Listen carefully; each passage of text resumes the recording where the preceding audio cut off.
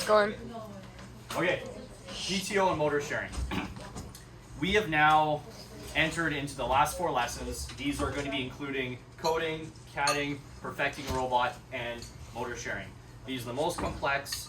I don't expect first years or newcomers to understand or utilize these to their fullest potential, but they're very good to know, like how to use them. They're good to know when they're good, and if you get them perfected, I think if you have a very good motor sharing aspect on your robot and you document it well, you're going to win some awards at competition.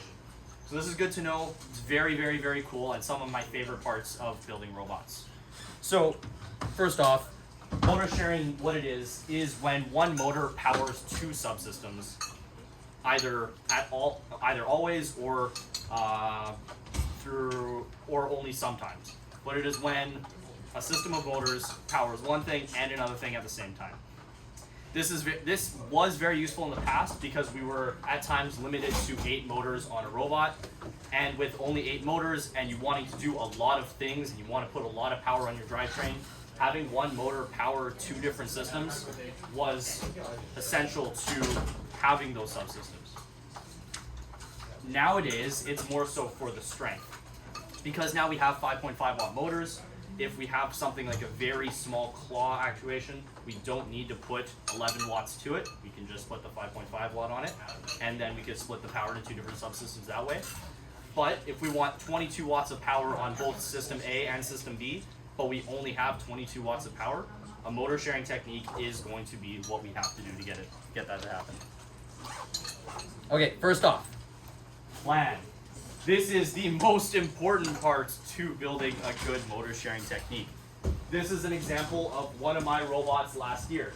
I planned out the frame. I planned out what the gears are going to look like. I planned out where they're going to go. I planned out how the gears are going to mesh together. Planned out even further. I had a side view. I had a top view. I had it all assembled. This was just one day of planning. I spent the entire day just putting it together to see in a skeleton form down here, how the gears are going to mesh together, where they're going to be, where the motors are going to be, and what systems they're powered. It sounds simple, but oftentimes we will see a vision in our head and try to build it to its fullest potential before we have a plan for it.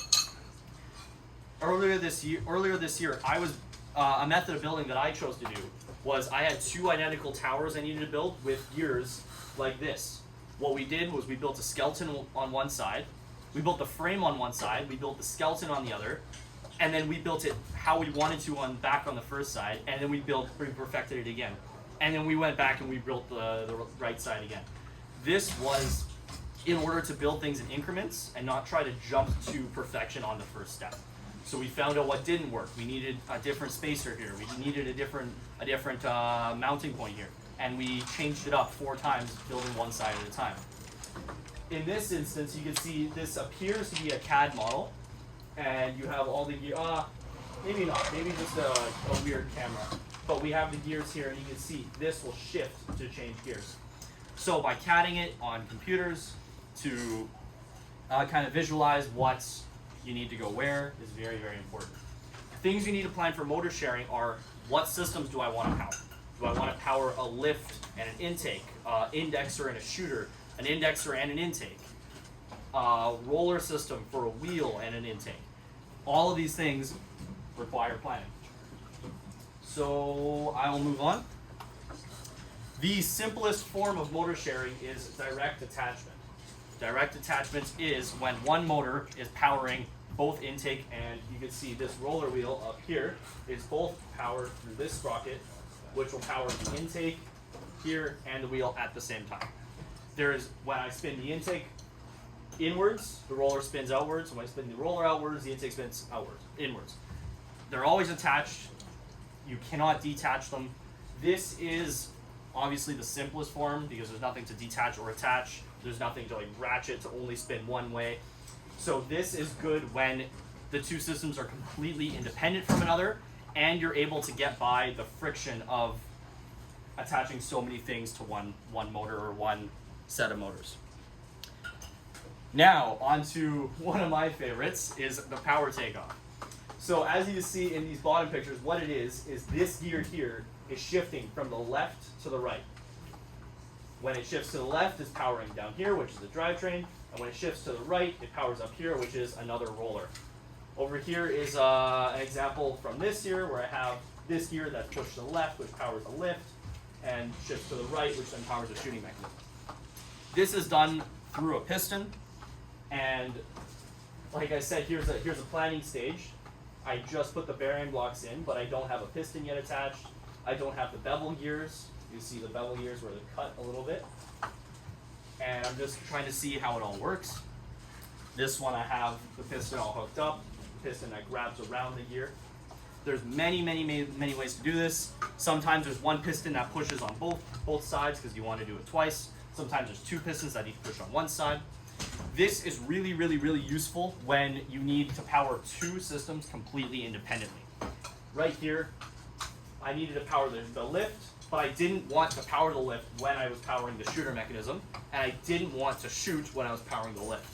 So when these two systems are completely independent, and I want to keep them, when these two systems I want to keep separate as much as possible, that's when I will choose to use a PTO in order to get, I think for this example, I had two 11-watt motors on the lift and then two 11-watt motors on the shooter.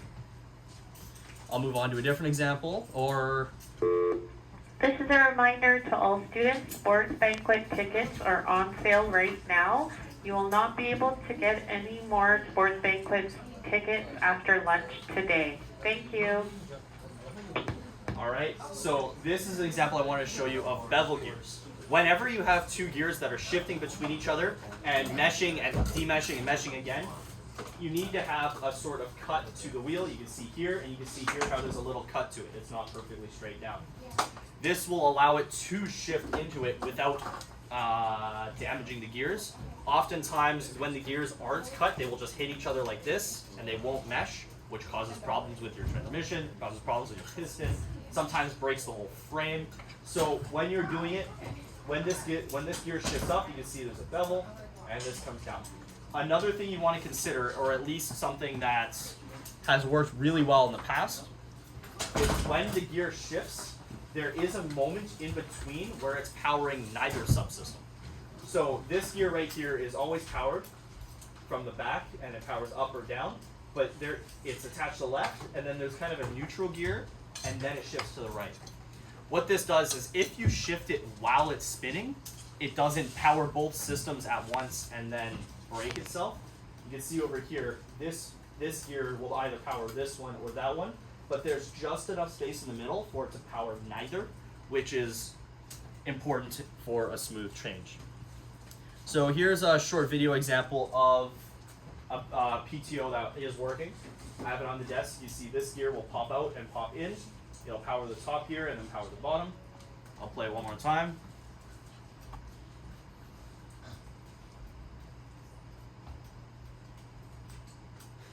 One issue that you'll see is the whole frame is expanding.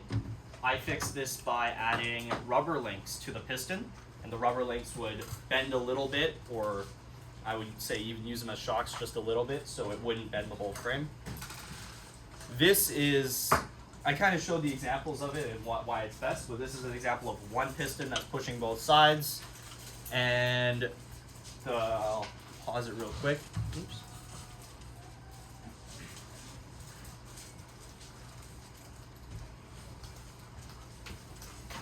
This gear that's shifting is always powered through the motor right behind it. Kind of hard to tell, but these two motors are always powering this shifting wheel through gears behind it. And as it shifts left and right, it is powering the two different systems. Moving on, ratchet motor sharing. This is a step up in complexity conceptually, but it becomes easier once, it becomes a little bit smaller, more efficient, and a little bit easier when it's put on your robot.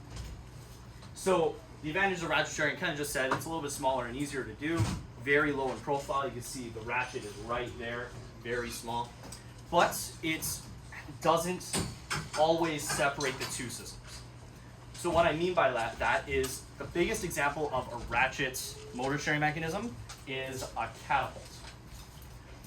If I want to ratchet the catapult to the intake, for example, I will have it so when the catapult pulls down, it pulls the catapult, and when the catapult spins forward, it then spins the intake forward. The problem with Ratchet is it will always be connected to one subsystem. So that'll be the intake. The motors are always powering the intake, whether they spin forward or backward, they will power the intake. But when they spin forward, the catapult does nothing. And when they spin backwards, they spin the intake backwards, but also pull the catapult down. So you have to kind of think of it like the motors are connected to the intake no matter what. And sometimes they're connected to the catapult when spinning in one of the two directions. So the pros to the Ratchet is obviously smaller, but the cons is I can't detach it from the intake, and I can only power the catapult one way. So if that is a system if that's a system that's good for you, this is definitely a mechanism that you want. For example, a lifting mechanism maybe, where I only have to pull the lift down. It doesn't matter if it's doesn't matter if I to push it up because I could have elastic bands pull it up, but then I have a ratchet mechanism attached to maybe my drive base, for example, that pulls the lift down to get off the ground. This is actually a perfect example of that, where the drive base is attached to this ratchet mechanism, which is attached to this roller wheel. So when the drive base spins backwards, the roller wheel spins backwards, but when the drive base spins forwards, nothing happens to the roller wheel. I did this just so I can have both sides of the drive base power the roller wheel, because if my drive bases both were directly attached, if my drive bases were both directly attached to this roller wheel, then I wouldn't be able to turn, because I turn by having my drive bases spin in different directions. So how you're gonna see this is usually it'll be this red gear right here is not going to be attached to the axle, that's this axle. But this silver gear pinion is going to be attached to the axle. So when this red gear spins, which is always spinning because of the drive base, either forwards or backwards, this red wheel will always spin. But it'll only spin the pinion only when it spins this way. When it spins towards us, the ratchet will slip and will not power the output. This can be done into the other effect, where we're always powering the axle, and the red gear will only spin when the axle is spun to the left or to the right. So a little bit of a, I didn't have a more close-up. I should have a more close-up, my apologies. If this is something that interests you, when you're powering one mechanism always, or in another mechanism only sometimes, this is definitely a lot of examples you can find online. I think it was for my subsystems presentation where I kind of went into ratchets and how to build them. Next is the differential. This is by far the most complicated and most niche, but it is the most fun to build by far. This is when two motors constantly power two subsystems with variable power to each one. It's a little bit complex, but here, at least the way Vex treats it, here's one example of something that I just said. So when both motors move clockwise, so when both motors spin this way, the carriage moves this way. When both motors move counterclockwise, the carriage moves this way. When they move opposite to each other, it moves this way or this way. And when one motor moves, it'll move diagonal.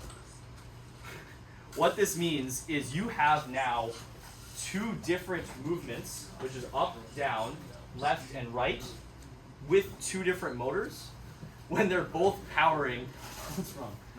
When they're both powering both movements. So here is a bad example, so let me move on. Here is a little bit of a more comprehensive example to this. The blue circles are represented by motor power. The green dots are connected to the frame, and the red circles are gears. When the motors spin in the direction of the arrows, nothing will happen, but it will spin with two motors of power. For example, that's your drive base. When they spin in the same direction of each other, the right gear will pivot. Let me show you how that'll look. That'll turn into this. So what this is typically used for is a lift on top of a drive base.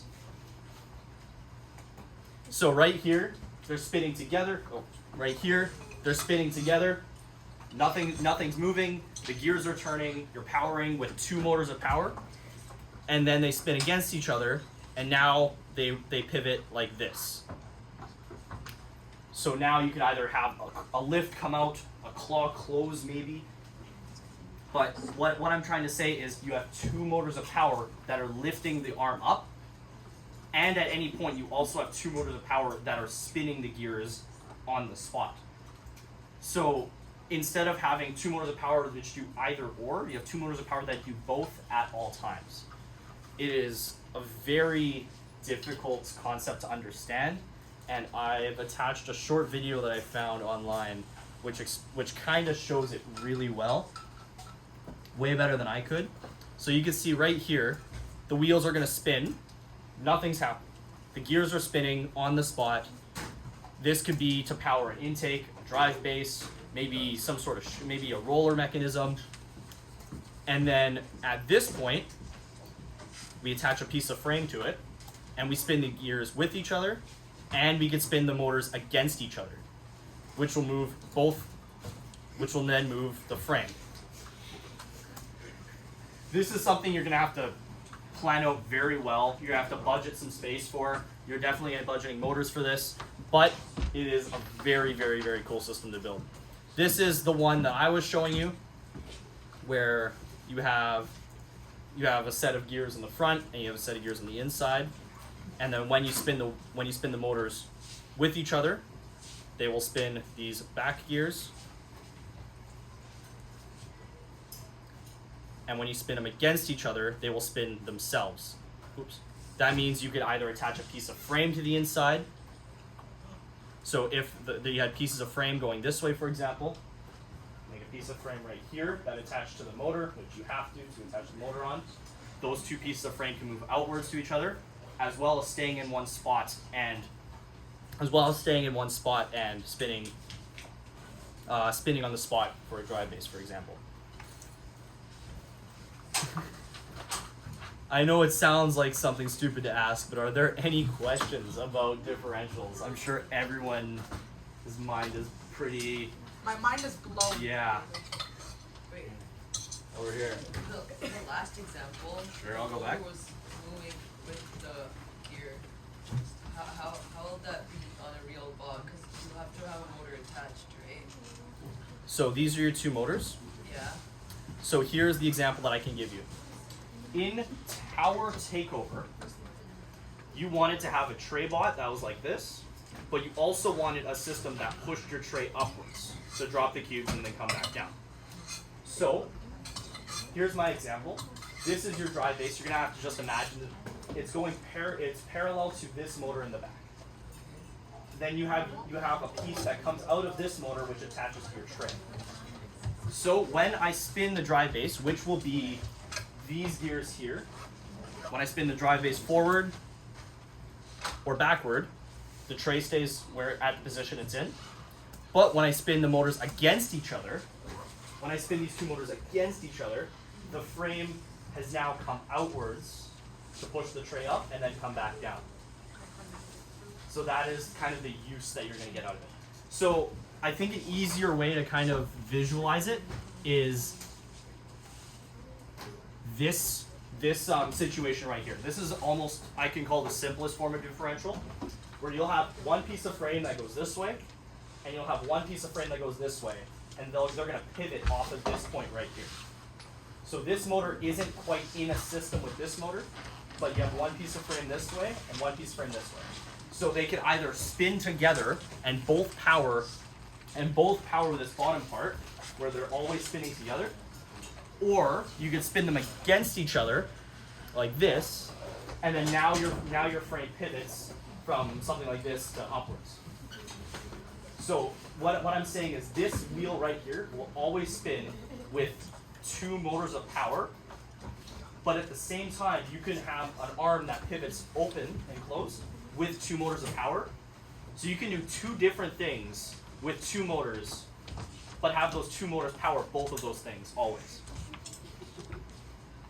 This is admittedly a very complex system or a very complex idea to put on your robot. I have only attempted it once and I was not able to get it to work, so I definitely wouldn't recommend to do it without extensive planning or thought into anything else. I wouldn't do this without considering a ratchet motor sharing or a PTO motor sharing. I think those are a little bit more tried and true tested in terms of reliability and just feasibility. Anything anyone is wondering about this? Okay, great. I think that means I did my job here. That's we can end it here.